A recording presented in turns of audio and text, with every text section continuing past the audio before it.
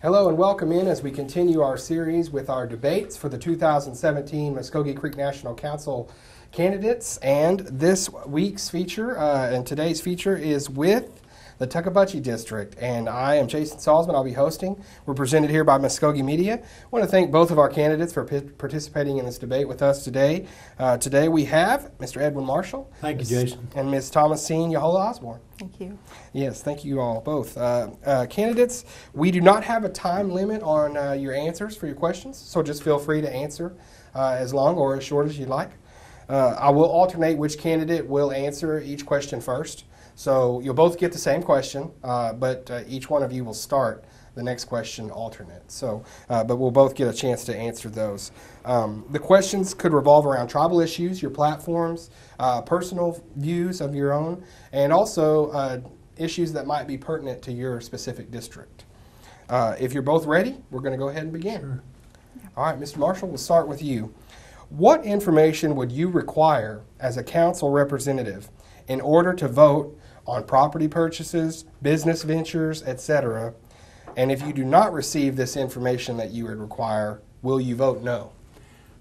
Jason, I'm a firm believer that the administration and the National Council, the legislative body, would be in unison and in agreement on any of those types of issues, especially property purchases, business purchases, etc.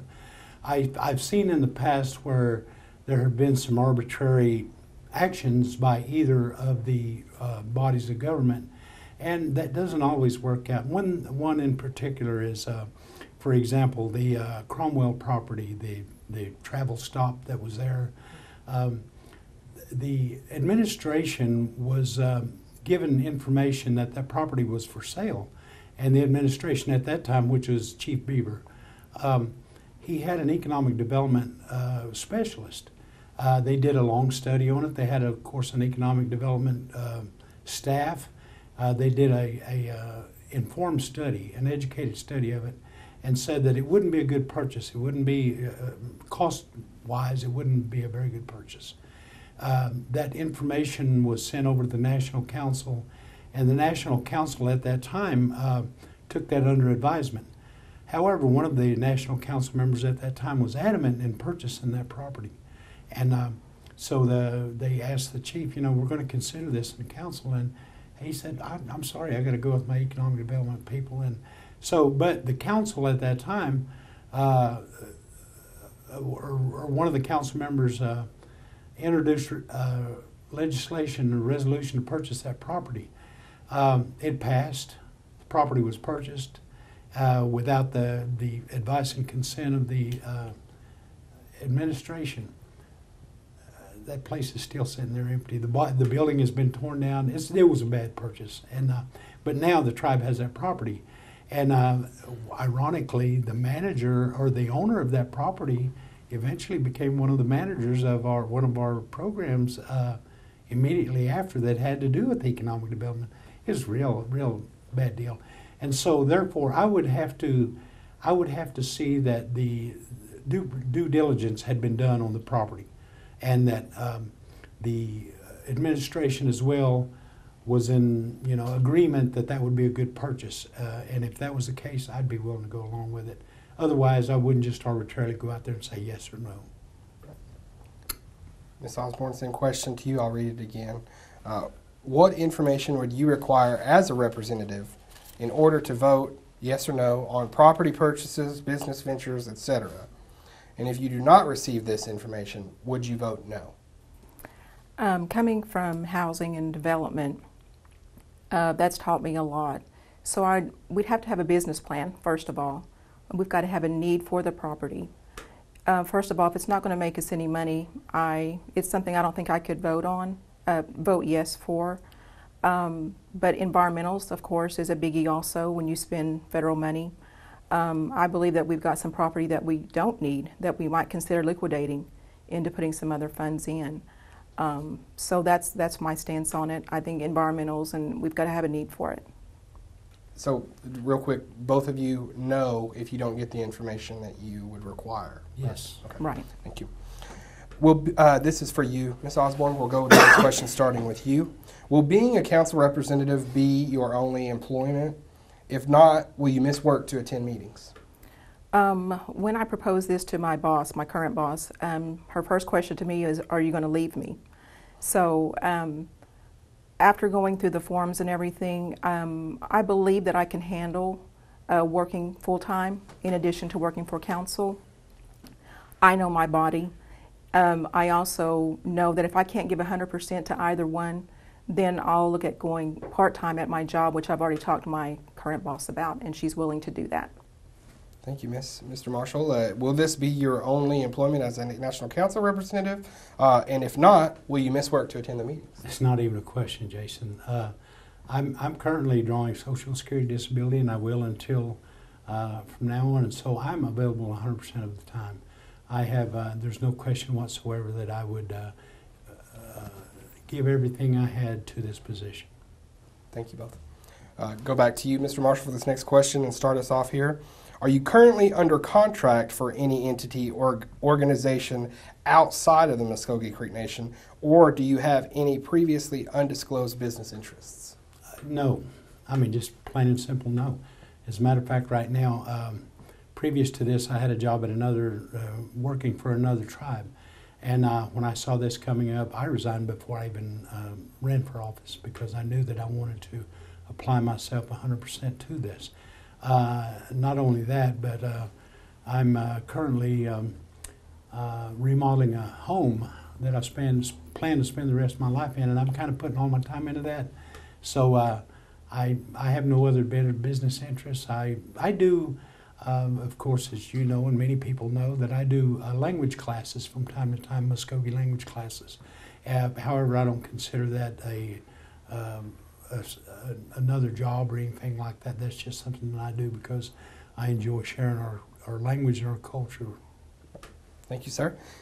Ms. Osborn, same thing. Are you currently under contract for any entity or organization outside of the Mvskoke Creek Nation?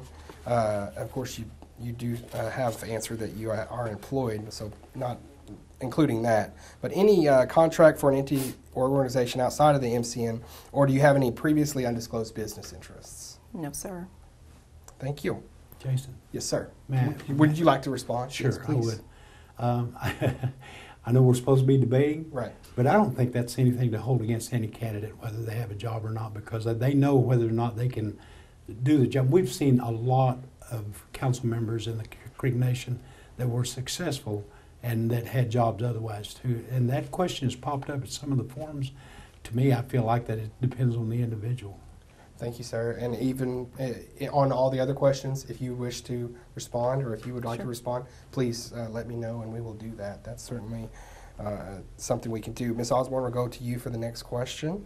Are you going to propose or support legislation that allows Mvskoke Creek citizens residing outside of the jurisdiction to receive benefits? If so, what type of benefits? I think the federal dollars or tribal dollars will dictate to what we can offer to at-large citizens. You know, we ask them to vote, but when it comes to services, we can't always help them. So, sure, I mean, any services that we can offer to citizens at large, yes, I'm for it. Thank you. Same question to you, Mr. Marshall. You want me to repeat the question? Sure. Okay. Are you going to propose or support legislation that allows Mvskoke Creek citizens residing outside of the jurisdiction to receive benefits? And if so, what type of benefits? I'm not sure that there's not already something in place. However, Jason, anything that is tribally funded should be available to any citizen, and with the exception, obviously, of the car tags, because that is in legislation. The reason is, and so many people don't understand, the reason is that the reason that the Mvskoke Creek Nation only sells their car tags within their boundaries is because of the compact with the state. If our compact had allowed for us to sell outside the boundaries, then the benefits or the proceeds of those sales wouldn't all go to the Creek Nation. It's kind of give and take situation.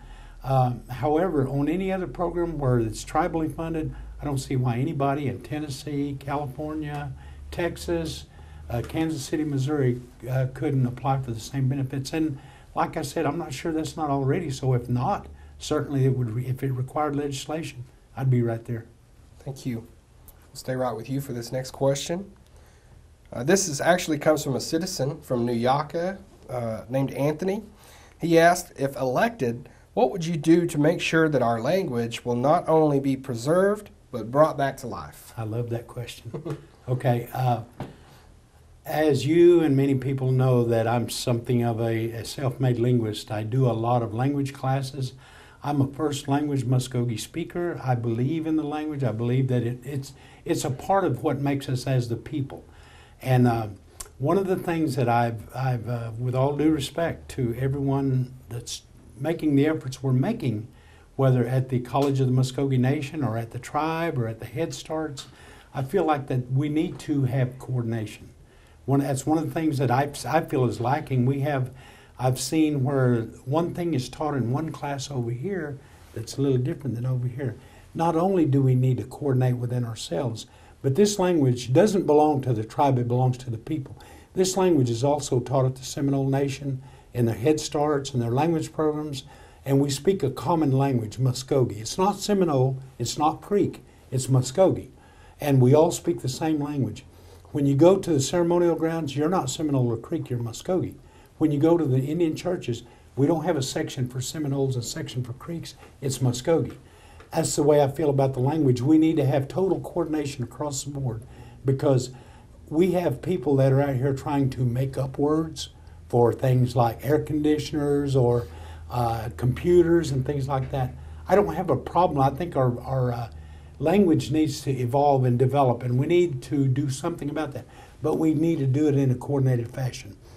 Back to your question. I have a Facebook page with over 6,000 members. It's a Mvskoke Word of the Day that I've been running for about 4 or 5 years, and it's a very popular page. But that's what basically that tells you that I am very interested in the language. I told you I was a first language speaker. That's all I spoke till I was 3 or 4 years old. I was fortunate that I grew up in a multi-generational household with my grandpa and grandma speaking Creek, my mom speaking Creek, and so I was able to learn it that way. And I feel like that as a people, it's who we are. Not only our language, but our culture as well. I feel like that our culture needs to be uplifted and supported by the tribe. What will I do? I would like to see that the language department does more to develop language programs, especially for the young people. They learn the quickest. And so that's, and not only the language, but the hymns, the stories, things like that. I'm not trying to say we're not as good, but we could be a lot better. Take a look at some of the tribes around us who've practically lost their languages and their culture, and they're doing so much to develop it. I feel like we're not doing as much. We don't have a cultural center like some of our neighbors do, and we're not putting the hundreds of thousands of dollars into the language program that some of these other tribes are doing. I feel like we could do more. Thank you. Same question to you, Ms. Osborn. And again, from MCN citizen Anthony from Mvskoke. If elected, what would you do to make sure that our language will not only be preserved, but brought back to life? I agree with what Mr. Marshall said regarding coordination of the language programs that we offer.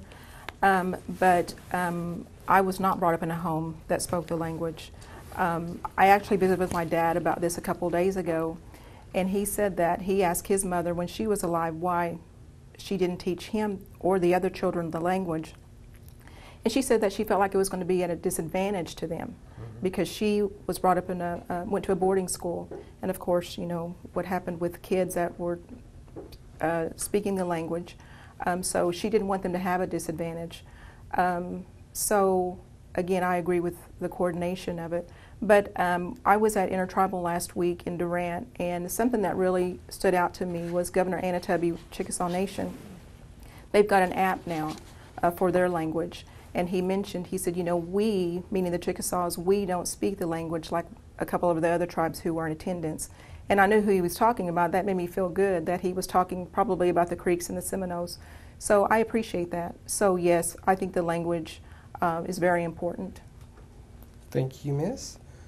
We have another question that will start with you, Ms. Osborn, and another question coming from a citizen of you all's district that you're vying for. This comes from Mike in Wetumpka. He asks, each of you have publicized over 20 plus years of tribal experience. Can you please detail those positions with details pertaining to your departure from those positions? Sure. I started working for the Housing Authority of the Creek Nation. At the time, it was a housing authority in 1998. And I started there in admissions, went to housing management, and then to development. And throughout those positions, I was advanced. I wasn't demoted or anything like that. Again, 17 years with the Housing Authority. Whenever the tribe took over in 2004, we switched over to the Division of Housing. And what I thought was a demotion, I was actually transferred to development. But it allowed me to learn a lot more of housing. And so now, of course, currently I'm with the Housing Authority of the Seminole Nation. But before I left the Creek Nation, I was actually working for the SIP plan in Wetumpka. I was transferred over there to try and help along, but and then One Fire took over. So I didn't like how things were moving along with One Fire, so actually one day I just walked out. And so within a week, I was already employed with the Housing Authority of the Seminole Nation. Thank you, Miss Marshall. You want me to repeat the question Sure. here? Okay, this comes from Mike from Wetumpka. Each of you have publicized over 20 plus years of tribal experience. Can you please detail those positions with specific details pertaining to your departure from those positions? Sure, absolutely. Yeah. Actually, I probably could go even farther back. I remember a time when Claude Cox was the chief, and I went to work for the tribe. I was a very young man. We were fixing fences and fence posts down at the dairy at Dustin Farm, but I didn't count that. I worked there until that program ran out, and like I said, even before that, I worked on the crew that built the complex over here, so it goes way back. But I would say at a higher level, I started with the Mvskoke Creek Nation in 1995. In 1995, I ran for national council out of Tukvpvtce district. I won that seat, and within a few short months, Chief Beaver had a plan of reorganization for his new administration. One of the things he was going to do is he was going to combine the head of the division of family services with education. Okay, as a council member, I knew what the organizational structure of the Creek Nation was. That wasn't a fit. I couldn't agree with it. And I told him one day, and that, as you all remember, when Chief Beaver first took office, he spent a few weeks at home due to health issues. I called him one day and I said, Chief, I've got to, I support you and I support you and I really want to see you succeed, but I've really got a problem with your administration combining those two divisions. And he said, when are you going to be this way? I said, matter of fact, I'm going to be that way probably tomorrow. He said, can you stop by the house? I said, sure. I stopped by his house there in Jinx, and I went and talked to him, and I said, Chief, there's one thing that you're trying to do is combine these divisions. And I said, they're two totally different animals. I can't agree with it, and I'm going to have to oppose it. I'm going to have to go against it and oppose it. And he said, Edwin, he said, I wasn't real sure about doing that in the first place. He said, I'll take that into consideration. I said, I'd appreciate it, Chief, because coming from a background with an education in social work, I knew that there were two just totally different. They both deserved their own space and so forth. So anyway, he started looking for a director of Division of Community Services, and we were clipping on. I was on the National Council. Within a few short months, he called me back and said, Edwin, I need to talk to you. Actually, his chief of staff called me. He said, Chief, would like to talk to you. So I came to Okmulgee, and I spoke with him. He said, Edwin, I've looked high and low for a director of Division of Community Services, and he said, I can't find one. And he said, I like what you do. I like the way you do it. And he said, I'd like for you to be my director. I was on the council. I said, Chief, I said, I just got elected a few months ago. He said, you know what? He said, you're more valuable to me. And I said, well, let me think about it. I polled every national council member that was on the council at that time, and I told them what Chief Beaver had offered me as to be the Director of Division of Community Services. They all, without question, they all agreed that it would be a more opportunity for not only the people but for the tribe. And so they all urged me, yeah, go ahead and do it. I kind of felt bad about it, but at the same time, I think it was a higher calling. I also talked to several constituents in my district, and at that time, we only represented our district. They were all in agreement. My family were in agreement. So at that time, I took that position. I resigned from the council, and I became the Director of Division of Community Services, and that was through most of Chief Beaver's term. Following that, I also, he transferred me to Economic Development for a while. And so during the next election, I assumed that Chief Ellis was probably wanting to put all his own cabinet people, or I call them cabinet people, division directors in at that time. So at the end of Chief Beaver's administration, I resigned and I went to work for another tribe. And I worked there for 2 or 3 years, and one day Chief Ellis called me and said, Edwin, he said,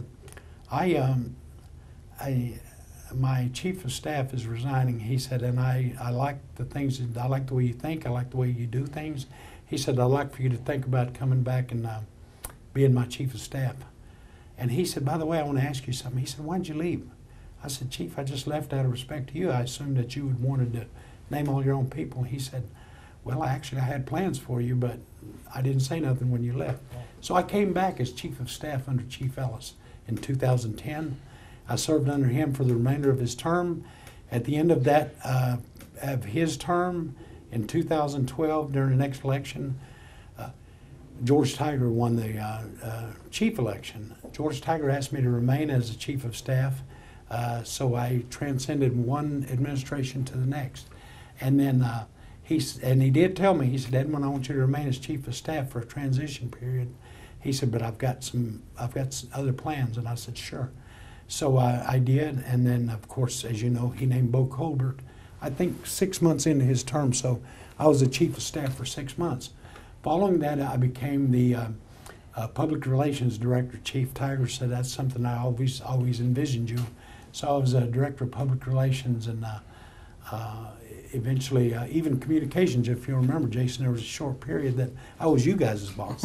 So, and then until 2015, and I got on Social Security Disability, and that's where I've been since.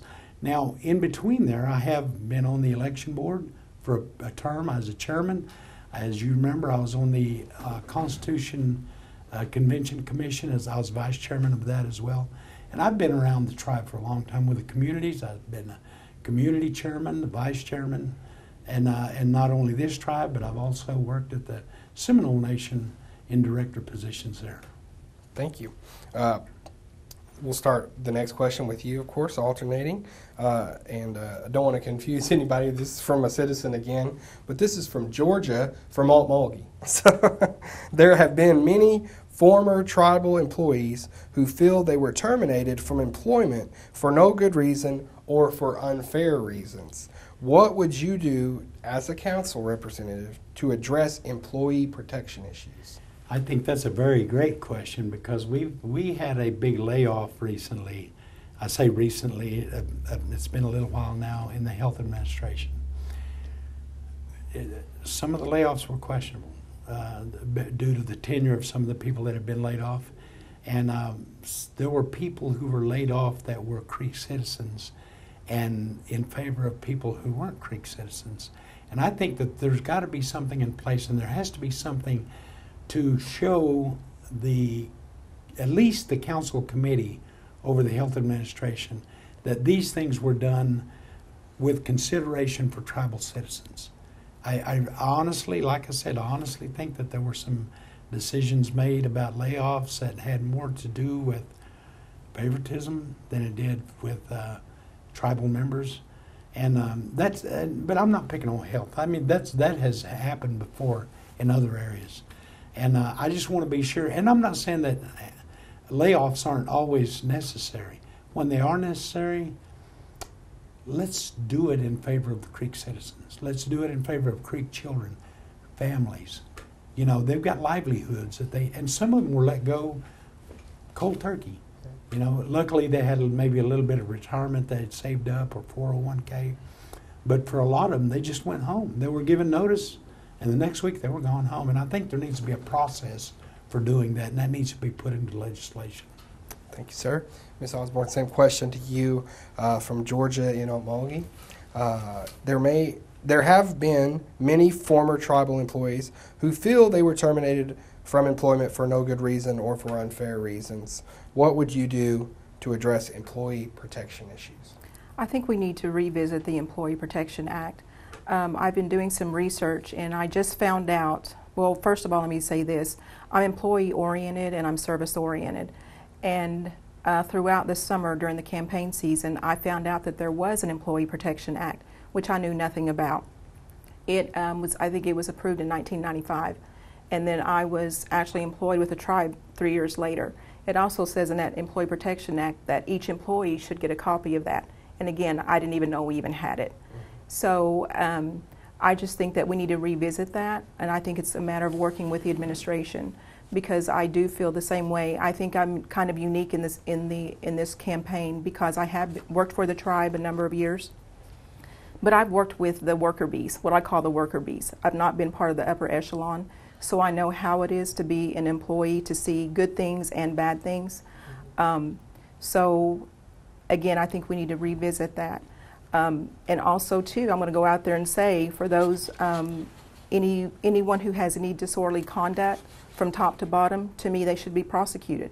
That's the way it's supposed to go. I don't think employees should be recycled through the system. If someone does something wrong, then they need to be prosecuted for it. They shouldn't be allowed to resign. They shouldn't even be able to work for the tribe again, depending on what it is. And that's my stance on it. But again, going back to the Employee Protection Act, we need to look at that. We need to revisit that. Thank you, Miss. And we'll stay with you to start off our last question Jason, today. Would you like to respond? Sure. Please. You know, when I left the tribe in 2003, I think it was 2003, and I came back in 2010, the situation had changed.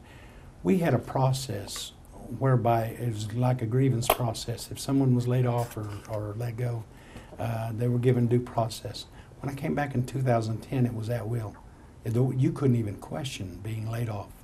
And I think that that's something that needs to be taken. I mean, you know, maybe the state has an at-will status. That doesn't mean the tribe has to be. We're a sovereign government.